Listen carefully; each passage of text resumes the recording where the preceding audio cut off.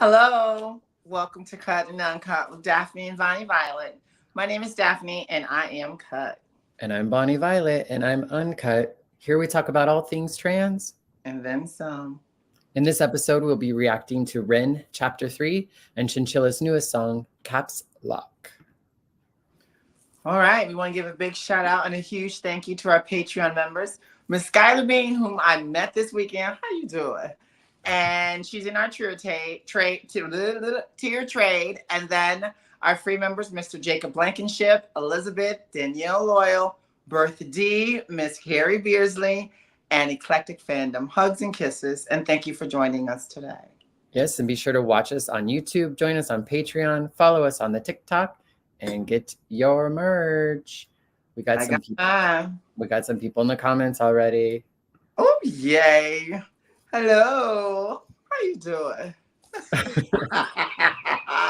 On your little, what is it? Is that Wendy Williams? Yeah. I hope she's well.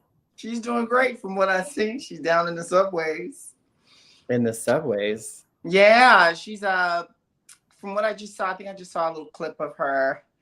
Hi, Deanna. Yeah, on time today. Yeah, I thought we're talking about Miss Wendy Williams. I guess she's back in New York and she hasn't done that subway since the 80s. And today she had on this huge locked wig and and she was trying to be incognito and she was down in them subways. So I don't know what that was all about. So we'll just tune in. All right. Well, how is everything in life? Well, 12 more weeks of project management school. Well, I should say 11 weeks now. I'm almost done, Bonnie. I have neglected myself for 2 years of any fun and fandom. So I'm definitely looking forward to having just a little bit of summer. So in 11 weeks, you're going to be a mess. 11 weeks, I will try and find me a real job. Because this ain't paying the bills. Is that the plan? What's the plan? Nice. How was your weekend? It was good. It was packed. I did 3 different Pride events in 3 different towns and 3 different days. So it was 3 different looks from what I saw. I did. I had 3 different looks for sure. So, but it was a good time. Really good. good. I'm glad you enjoyed yourself. Yes. I hope everybody out there had a wonderful weekend. And hi, Janine. How are you? Welcome. Yes. So break it down again, Bonnie. What are we going through tonight? So what we're going to do is we're on chapter 3. So we've done 1 and 2. So for folks who, I guess counting 1, 2, 3, this is the 3rd one. So there's 2 other before this if you want to watch them first. Or you can watch this and then, do the others. I'm not going to tell you what to do, but that's what you could do. That's what you should do. Should do. Also, we want to give you a huge thank you to those of you who have reached out and did some of those comments. I had asked the question of how do you connect with REN, and some people came in and gave us some really heartfelt comments, huh, Bonnie? Yeah, from like personal experiences connecting, and I think connecting on a lot of different levels, because there was even an individual that was sharing that I'm well, I haven't had any health problems, but I'm a musician and I'm just impressed with his talent. Yeah. What did Deanna say? She said she spent the weekend at the lake celebrating her daughter's 9th birthday. Happy birthday, daughter. And Janine says, all the better for seeing you 2 beautiful people. Awesome. Janine, you better come and see me in Chicago. Ask if I could put you in my purse because you are so good for my ego. All right. Well, let's go ahead and get going with chapter 3, REN Chapter 3. Here we go. Let's do it. Just was scowling at my weekly anxiety and depression scores. I feel like that was a little rushed. Here we go. My therapist was scowling at my weekly anxiety and depression scores like a detective trying to crack a particularly stubborn case. There were no signs of improvement, and the scores followed no real measurable pattern that were consistent with bipolar. After nearly 2 years of talk therapy and taking enough medications to fill a pharmacy, he sat down with me and he dropped the bombshell that he didn't think that I had bipolar. In fact, he said that he didn't think that I had depression at all. And it was a very odd thing to be stripped of an identity in an instant. The reality was that a 20-minute in and out consultation 2 years ago led to 2 years of swallowing pills that I never needed and devoting so much of my time to managing the condition that I never actually had. The emotions inside me swirled around like a mismatched soup. On one Isn't it wild that how like a diagnosis like brings an identity? You know, like when he referred to like losing an identity from, you know, not having that diagnosis anymore. I just think it's kind of wild that it impacts our person so much that we continue, like we identify differently, I guess. I don't know, which isn't that. You mean like hormone therapy? Well, I don't know that it's that surprising, but I think it's just like, you know, like, I don't know, it just seems it's wild how we identify with like one aspect of our life that is happening that's significant, you know, like these things, like, I'm not saying that a diagnosis is not significant or even like our queerness or, you know, there's lots of things that kind of do that, but it's so wild how it like becomes like our identity so quickly, I think. And then there's like an adjustment. I don't know. It just seems very big, I guess. I don't know. It just what came to mind. All right, I'll shut up. Sorry. Here we go. Ago led to 2 years of swallowing pills that I never needed and devoting so much of my time to managing the condition that I never actually had. The emotions inside me swirled around like a mismatched soup. On one hand, I was full of anger and I was bitter about the whole situation, but I was also hopeful that this new path could offer me the relief that I desperately needed. He told me he was going to refer me to an ME clinic in Bath. I'd never heard of it before, but instinctively true to character, I started researching it online as soon as I got home. Apparently, ME is the medical equivalent of a choose-your-own-adventure book, with tiredness as the only consistent plotline. There were no universally accepted reasons as to why the fuck it existed in the first place. It seemed it was largely accepted to be a post-viral condition, but that was all speculative because there were no clear consensus in the medical community what ME even was. The defining characteristic was a tiredness that wouldn't go away with rest. I could relate to this. In fact, I could more than relate to it. For anyone lucky enough to not have experienced this, if you want an idea of what it's like, force yourself to stay awake for 3 nights in a row. During this time, eat the food that makes you feel terrible, and in this sleep-deprived state, exercise until your muscles give out. By the 3rd day, you'll have a small insight into living with this condition. During the years post-stem cell transplant, where I recovered a lot of my health and functionality, I remember getting COVID and thinking it was a walk in the park compared to the first year of my illness. The difference was COVID lasted about a week. The thick of my illness lasted 8 years, and it only was getting worse. I pinned a lot of hope on going to that first visit at the ME clinic. It was a 6-month waiting list, God bless NHS wait times, but I felt excited to be surrounded by people who would understand me, where I could climb out of this nightmare. But my hopes were pretty quickly crushed during that first visit. I remember walking into a space that looked like a disused classroom where a bunch of people on chairs were sitting around in circles like Alcoholics Anonymous. I could feel a sense of camaraderie in that we all felt like dog shit. We were all confused and we were all desperately wanting to feel better. I believe at the time I was probably the youngest in the group. The group leader waddled in and handed us all a booklet that looked like a school timetable. She then sat us down and told about this new revolutionary technique called pacing, where you write down and track everything that you do in a day, and then you do it less. And then with time, do it more again. The theory being that you have a limited bucket of energy compared to normal people, and you need to protect that and gradually push it. I thought this sounded pretty stupid, so I raised my hand. I told her about the pain in my body. I told her that my muscles twitched constantly. I told her that my bones ached. I told her that my mouth was dry. I couldn't focus. That some days they'd be without mercy and I'd be trapped in bed for the whole day. But the days that I wasn't, I wanted to make the most of it. I wanted to breathe the air and I wanted to live. She told me she understood it's hard, but she didn't really offer more than that. She just pointed at the booklet and told me to follow it. I asked her about things like heavy metal poisoning, about chronically reactivating viruses, about defective mitochondria, about all the things that I read that were linked to chronic fatigue, but she just raised an eyebrow, looked at me like I was a hypochondriac and told me she knew nothing about those things. I remember walking out of the building feeling disheartened and defeated, so much so that my legs buckled as I was walking home. I began to sob uncontrollably on the side of the road. An old woman knelt down to comfort me and asked me what was wrong. I didn't even really know how to explain, so I just told her that I missed my friend. Despite my skepticism, I stuck to the program for at least half a year, and I kept going for my periodic visits to the clinic, and it did jack shit. In fact, I got worse. I was always getting worse. One thing that particularly struck me about the ME support groups was the pure desperation and confusion. With most other conditions, you're given a diagnosis, a prognosis of whether it's going to kill you, and what you can do to manage it or cure it. With ME, you don't get that. You get an indeterminately long sentence to purgatory. You feel worse than you've ever felt in your whole life, and you're given no explanation as to why, and no signpost pointing the way out.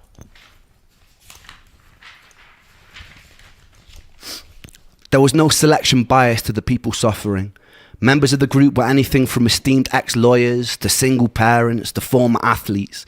One thing I can say, these people were for the most part all extremely driven and collectively mourning their old lives. There's a stigma that because ME's predominant presentation of symptoms is tiredness, that its victims are just being lazy. I can tell you firsthand that me and every single person I've met with genuine ME would rather run 1,000 marathons than have to live another week with the tiredness and the unrelenting fatigue. We were at war with our tiredness, trying desperately to escape it, and some of us would go to extreme lengths to turn ourselves into guinea pigs to try and find ways out. Suicide was pretty common in those online support groups. It was around this time I was swallowed into the music industry. I was out busking on the streets one day and I noticed this sketchy, good-looking Mauritian guy with his arms crossed watching me, really intensely, as though he was studying every lyric coming out of my mouth. He approached me and asked me if the songs I was singing were mine. I said they were. A big smile was painted across his face, and he told me he just finished recording Plan B's latest record, which turned out to be The Defamation of Strickland Banks, one of my favourite albums of all time. He was looking for a new project to sink his teeth into, and he asked me if I'd come to London to record. We got into it. The whole time I felt dreadful, but this was a lifelong dream materialising in front of my eyes. So bit by bit, when I could, I'd get the train to London and start chipping away at my first ever album. I didn't really let on how I was feeling during this time because I didn't want to sabotage it. There would be times I'd finish up in the vocal booth after doing the take, excuse myself to go to the toilet, throw up from the dizziness I was experiencing, sometimes with specks of blood, and then I'd go back and pretend that nothing had happened. I'd be sitting around with the whole room spinning and would pretend I was fine. There was only so long that I was able to keep this up. Eric told me it'd be a cool idea for me to start going to industry showcases and start building buzz. Performing live like this was a whole new level of taxing that I wasn't ready for, but I was so ferociously ambitious that I just ploughed through. The usual way it would go is I'd be in the back of Charlie's car, the whole world would be spinning, I'd be trying my best to sleep in it all day, parked up outside of whatever venue or pub it was in London, trying to conserve energy for the show. Sometimes I'd cry a little before I performed. My whole body would be burning. Then I'd brush it off and I'd get on stage and I'd perform as best I could. People would come up to me at the end, pat me on the back. I'd smile and pretend to be charismatic. Then I'd get back in the car and I wish I was in bed and have to endure a 3-hour drive back to Bath from London. There was only a few shows where I could keep pretending. I'd usually be trying to disguise the fact that my body was trembling through the fatigue and pain. Eventually I started crying mid-set. It became blindingly obvious to everyone working with me during that time that something was very wrong. I told Eric that I needed to take some time out. My plan was to live at home with my mum for a month maximum, get my energy back, and come and finish the record. That 1 month turned into 2 months, turned into 3 months, turned into 6 months. I pushed myself to total burnout. The distance led to me and that angel breaking up, in part because it was difficult to navigate a relationship when you have so much brain fog, and I didn't know what it was well enough to be able to explain it to her at the time. With a loud thud, I'd been jolted out of a Shakespearean storyline, I lost a record deal, and I couldn't get out of bed.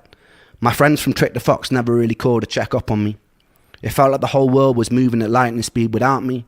I had this amazing opportunity right in front of me, and I was chained to the floor. I was alone, I was sick. I wished that my condition would get it over with and kill me, but it wouldn't, and it felt cruel that it wouldn't. It just let me rot in bed. The whole world would continue to turn, and I would rot. In the next episode, I'm going to tell you about a fight with a television and losing my anal virginity to an 80-year-old man. Stay tuned for that.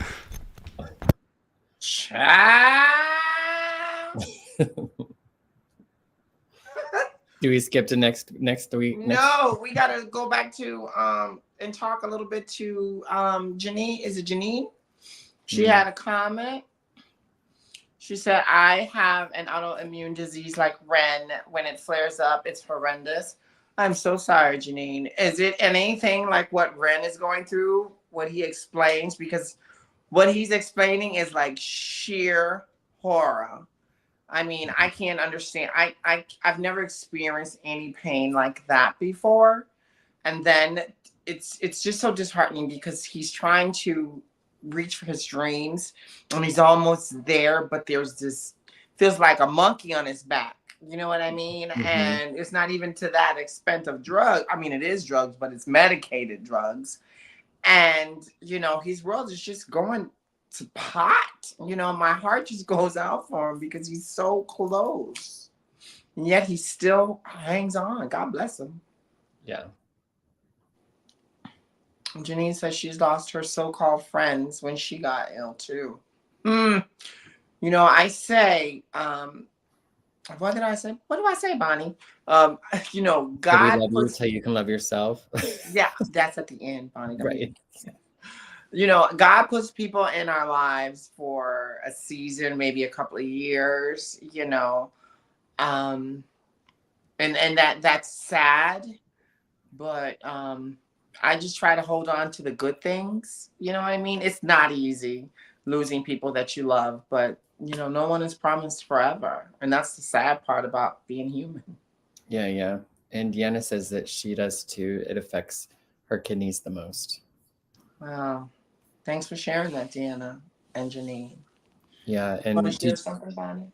No, I mean, it's like really, it's a lot. It's like just a lot of like the struggle tonight, which is, you know, fine.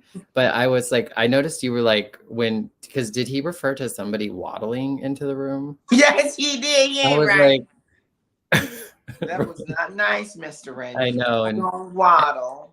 Well, maybe maybe it wasn't meant that way, but I was just like, did I hear that? And I saw you and I was like, did I hear that right? And some of the AI choices were a little interesting. I thought some of the B-roll. I don't know why. I just didn't care for some of it. Only penguins waddle. Oh, I see. Unless it was then yes, I can understand. Yeah. And it would be so, I just couldn't imagine how disappointing it would be to be like finally kind of getting the record deal and kind of getting to go do these things and then just not feeling up to it. Yeah. And then he spoke about the meetings, the AMI meetings that he went to, kind of like, you know, he said it was a little bit like AA. You and I know what that's like. And just saying that it, you know, some days I sit in those AA meetings and I'm like, shoot me now. But at the same time, you know what I mean? Yeah, but it did sound like it sounded like like at least from like it didn't sound like there were many answers or much even hope or solution or support. It didn't even, or at least it didn't seem like he was at least getting support with like the other people. And maybe he was from the counselor. Well, he definitely he just got frustrated with that. But sometimes, you know, it's just people going through the same thing that you're going through sometimes can be helpful. A lot like I think what REN's work does is it gives people a companion while they're going through things. Yeah. All right. So he sounds so happy when he's talking about his inspirations for his music. It's the only time I ever see him smile when he talks about when he's remembering those good times. Yeah. Yeah. And these chapters just in general, it's like I think today I was just starting to feel the beat down, if you will. You know, like he always talks about pain and difficulty, but it just felt like unrelenting like beating today, I think, you know. And we only on chapter 3, child. I know. Well, and it's got to have like, you know, like, I mean, there's got to be like some peaks and valleys. So this is a valley, I guess, you know. So, and sodomizing, Bonnie, we about to get into. Did you say lobotomizing? Sodomizing. Kidding. Was he kidding? I'm sure he was kidding a little bit. I mean, that sort of has to happen for like a colonoscopy. So he could just be. Oh, well, I pray that that's what he's like a colonoscopy or anal. You know, they do those, you know, they have to look to see if there's stuff going on. Tune in now and we'll find out, won't we? I'm assuming it was not sexual, but who knows? All right. So There is more to it. I believe there's like a song now. There's usually a song after each of them. So here we go.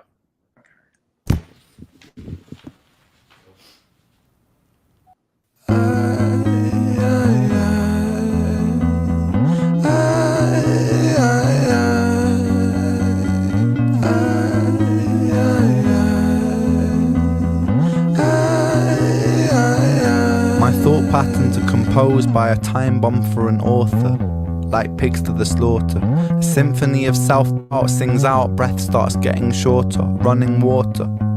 It's the state that I wish to become. Instead, concrete envelops my movement and I'm rendered deaf and dumb, unable to heed the advice of others. Don't tell me things will get better, cause so far things haven't gotten better. I've got the sweater, poster child, bipolar, ADHD, therapist, wet dream. I don't want to talk about my father, I don't want to talk about my dead friend, I don't want to talk about myself. I'm sick of talking about myself, I'm sick of talking about myself and realizing that talking about myself never ever helps. Still, I call for help, cause I really want help. But the pills didn't seem to help, and the therapist didn't seem to help. But still, I want help. I've danced with the devil in hell, I've sat in a prisonless cell, and here I always dwell, in this prison in myself.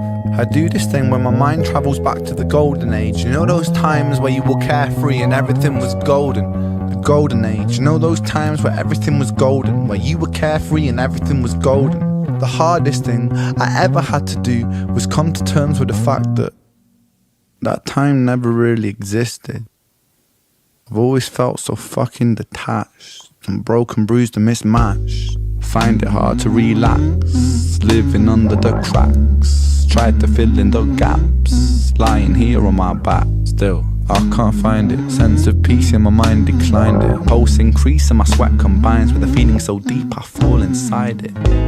Depression, I hate you, depression. Your constant oppression, respond with aggression. They say depression brings you lessons. Constant stressing conceals blessings. You will grow in broken settings. Fuck those lessons, fuck depression. I've been living in your shadow for so long that I forgot how I can shine, how I can find a refuge in my mind. How am I meant to sit here and unwind? The planets align, I feel like I'm cursed. Feel like I'm cursed to just be here to hurt. Feel like I'm cursed to just be here to bleed, but my demons been feeling this way since birth.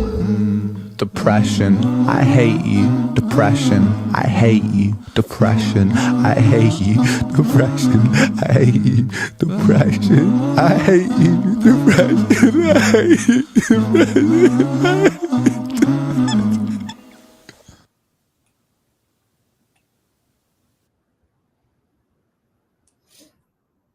You want to go through the comments from the ladies? Sure.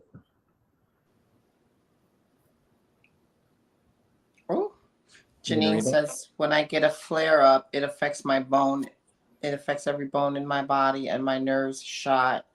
I'm so weak, but most of us, it affects my heart. Oh, I have a blocked valve, which I've been waiting over 10 years to fix. My poor baby, Janine. So, I can honestly, truly say, I think I understand when you can say that you relate to Ren, because a lot of what I'm hearing from you sounds a lot like what Ren has gone through.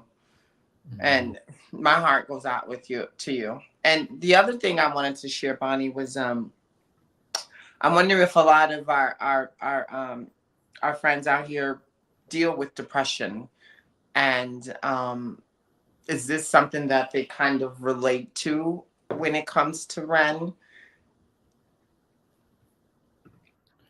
Yeah, I mean, I'm sure. I'm sure that. What about you? For me, it's more about this. Ren gives me so much hope. I think that's what I connect with Ren on. It's like, yes, maybe it's the pain, maybe it's the whatever, but for me, it's the resilience. And there was somebody in our comments, I wish I could think of who it was, but they talked about that Ren there was the acceptance aspect that Ren, I think, speaks a lot to, is just being able to accept things for as they are and then also just kind of the resilience, you know, It was was spoken Miss to as Cheese well. 319 in our comments. She spoke about acceptance.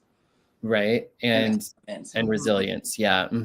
Definitely. And I guess that's when I think of REN mostly. And I think that's why I'm kind of like, I don't know, today with today's message, with it just being kind of, it's depression, it's kind of stuck in that thinking. There was that one line where trying to remember what it was, because it's come to terms with the fact that time never really exists inside it. I feel like I'm cursed, to just be here to hurt. I can't remember what it was, but I don't know how, if I could find it.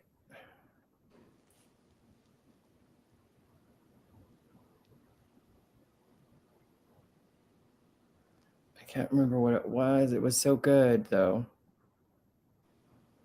Yeah, I don't know. I can't remember what it was, but there was one line that just really stuck out to me. I almost stopped it when it was said. But as I was starting to say, I think because I connect so much with REN's hope and resilience, this chapter was a little bit hard because there was not much hope and there was not much resilience. It just sounded like a lot of, and no judgment. It just sounded like he was in a state of just like constant pain and depression. It was like a loop. Like there was no getting better. There was no hope. It was just stagnant repetition of the same old pain. And then there was a glimmer of hope there when the guy came with the music. There was the hope there. I think there was that, but it was still, I just felt like it was still wrapped in all the hardness and but then it just went back through the loop. Yeah, so like you said, exactly. Yeah, so it was a little bit harder, and it's probably good in the overall thing, and it's like the truth. You know, many times we find ourselves in a season of our life when we don't have hope, and we are confused, and we're upset, and we're sad, and we're depressed, and we can't seem to get the answers we feel we need from the people around us, whether it's a medical issue or it's a spiritual issue or it's a physical issue or a financial issue or whatever. You know, I think we all maybe know what it's like to get to that point of just feeling hopeless. Yeah, and there was a point where he spoke about some things that I'm kind of like, wow.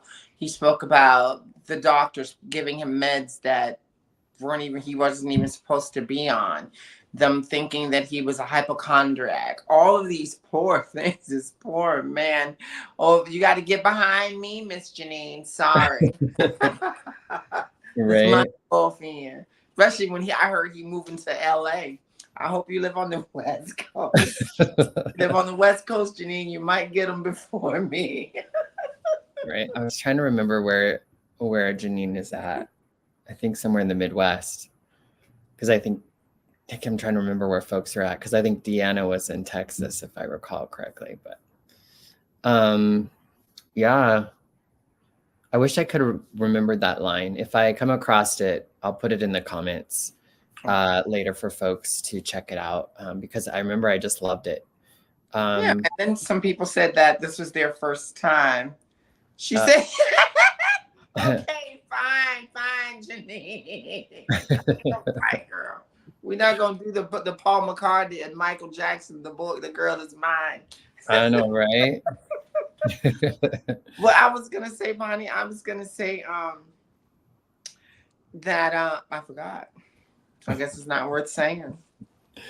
Right. Oh, I know what it was. Some people said that this was their first time hearing this song. I think it was Deanna said she had never heard this and that it gives her chills.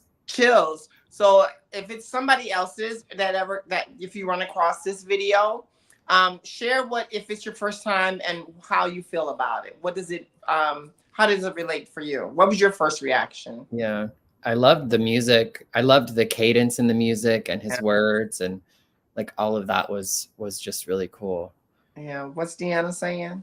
Deanna says, last year I was a week out of the hospital when I got served divorce papers. He said he couldn't deal with my illness and depression anymore and had an affair. The worst time of my life. That's the thing that's the thing that's so hard when you get into those places where you know, people are just awful sometimes, you know, and he kind of talked about that too, because didn't he lose He lost an angel. his angel? They broke Yeah. up. Mm-hmm. I was just talking to my mother about something like this week, Deanna, about, you know, I always wondered as a kid, is she ever going to remarry? And she's like, I ain't trying to babysit.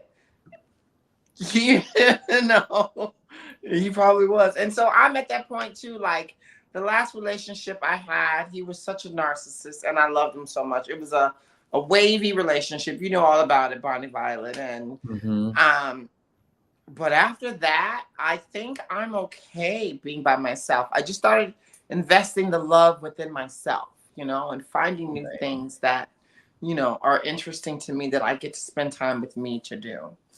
So, Deanna, do the same, girl. You don't need no man, girl. Go out there and live. Oh, he married the tramp? Right. I know. It's kind of like say love. It's awful, but, you know, like it sounds like he's not worth it, you know, like it's gonna be that way, but that's awful. Good for you, Happier Deanna. now. Happy. You deserve happiness. Yes. God's gonna put somebody in your path that matches you. Yes, indeed. Wow. Just be open for it. That's the key. You gotta be open. Yes.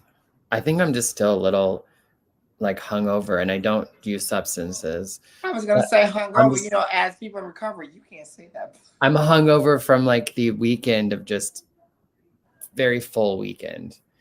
All right, so let's go into our song choice of the day, which is from Chinchilla, and it's called Caps Lock, and it's a lyric video.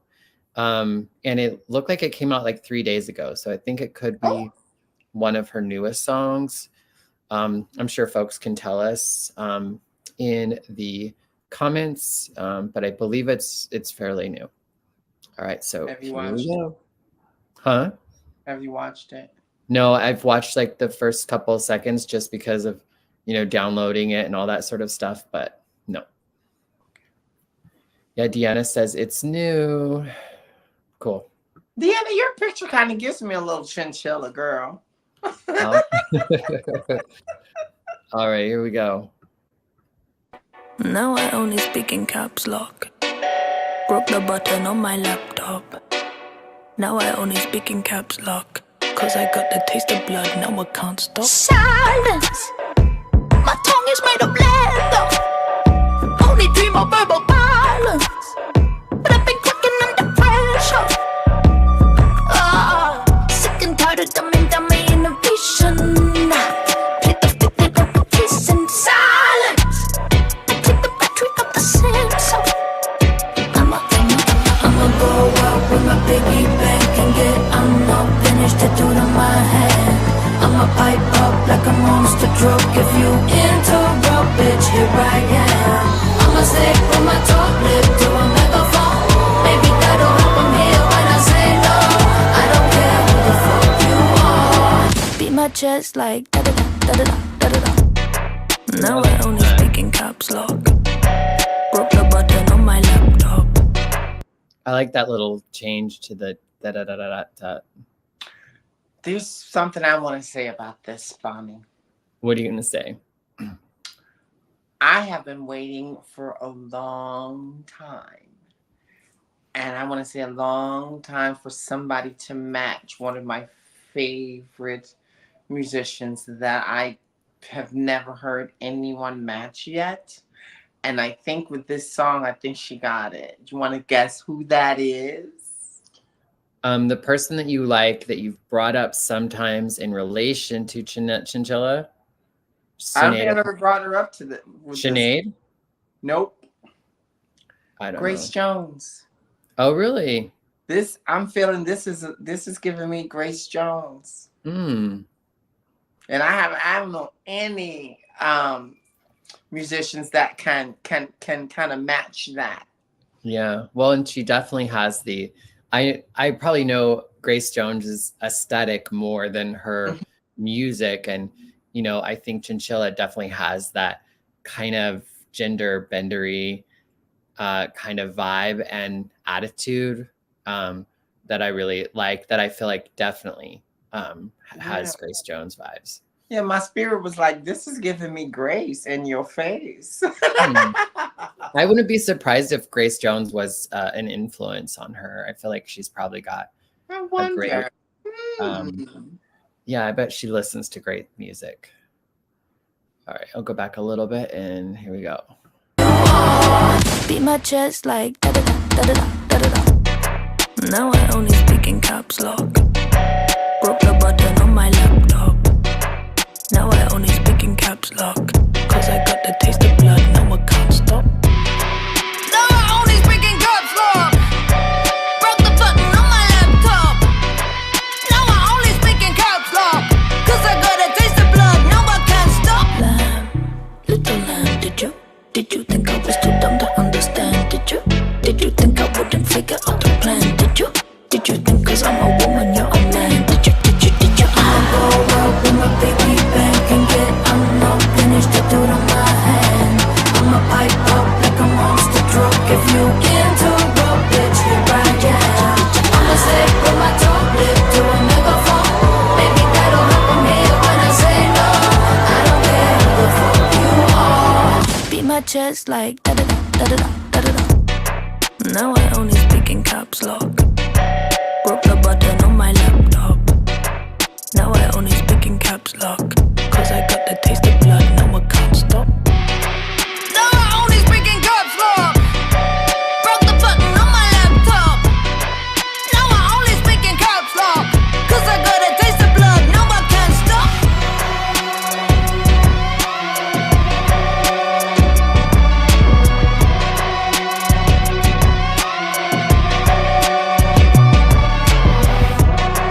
Now I only speak in caps lock. Broke the button on my laptop. Now I only speak in caps lock. Broke the button on my laptop. Now I only speak in caps lock. Cause I got the taste of blood, now I can't stop.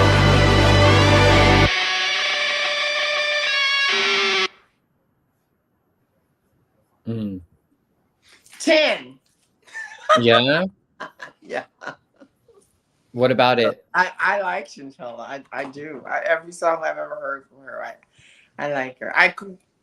I'm gonna say I would have liked to have seen a video with this. You know what I mean? Give me something more to crave with it. But the lyrics are definitely on point. Yeah, I don't know. Yeah, and I just was almost distracted by all of it. Like I think maybe a video would have been a different sort of distraction, but yeah, I was just kind of distracted more so. And I was like toward the end there, I was like, okay, just listen. Try not to watch the slow moving, hammer. You know what I mean? I was just like, Yeah. So, which has nothing to do with her talent. Sorry, but that's what kind of stuck out to me a little bit tonight. So what do you guys think about it? I would love to hear you say more so what makes her Grace Jonesy. Oh, well, it's got that West African kind of beat to it, that, and then the lyrics are very Gracie, dark. Which Grace Jones has a lot of songs like Machine, those kind of things to it, and then the different different linguistics that she used in the lyrics, like it was kind of like a little mixture of Nicki Minaj, you know what I mean, when she goes in and says that kind of Grace did that as well, so it's a lot of her lyrical, just a lot of it. I felt like I can send you some. Yeah, like, hell yeah. So that's kind of what I thought. Maybe we should listen to some Grace Jones. That might be a cool. Oh, girl, I love me some Grace. I'll be here all night. Well, I don't know her all that well, so I know my big thing of feeling about Grace Jones is the movie Vamp. Mm-hmm. I really I remember her from that, but I don't necessarily think I know a lot of her music. her music. Yeah, she's got some beautiful music. All of it. I like her French music. I like all of her music. She got a lot of different styles. I think she would probably, if they were around these days, I would say her, Ren, they're all kind of the same. Yeah. In that genre. The sun is driving me crazy. Sorry. So that's all we've got for this evening, Bonnie? That is all we have for this evening.